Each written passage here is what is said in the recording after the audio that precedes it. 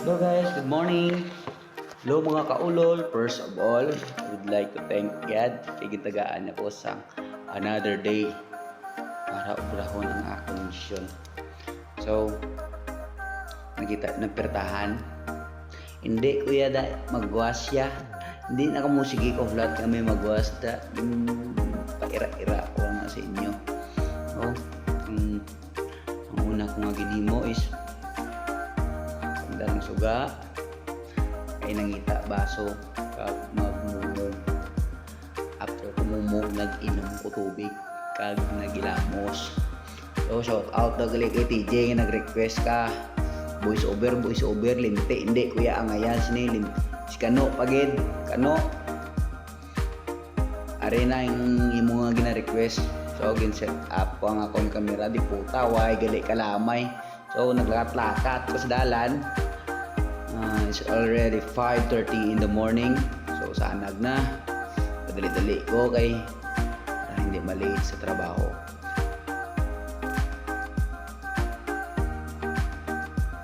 Pabalik na ko sa balay. Pag-plaster liwat kay mga pikita. So, kita man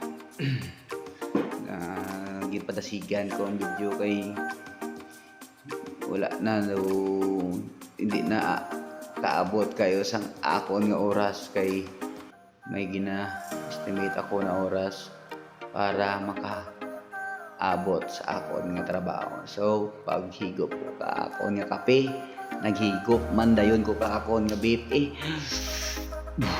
So it's time na para magluto ka tinigang o naglakat sa akon nga dalapugan.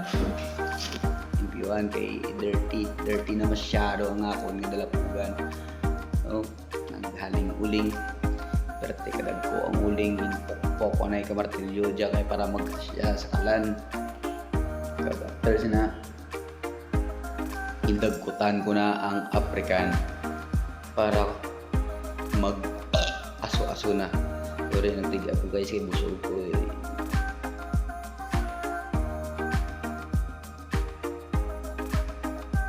kaldero tiko hindi abitanan perfecto.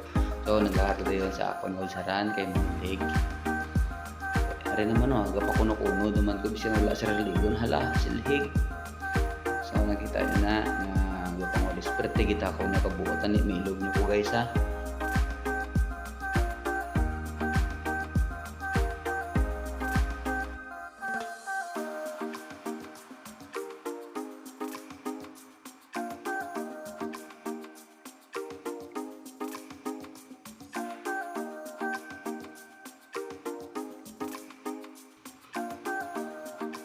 Pagkauna, hindi makakauna kami ni partner ko. Istoryanay kami kung ano ang next namon nga obrahon for today.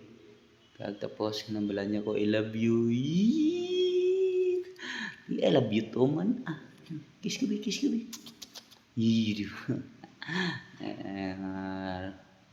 Seryoso ang gina-istorya namin. So, basta diri lang ko to. Buwas duman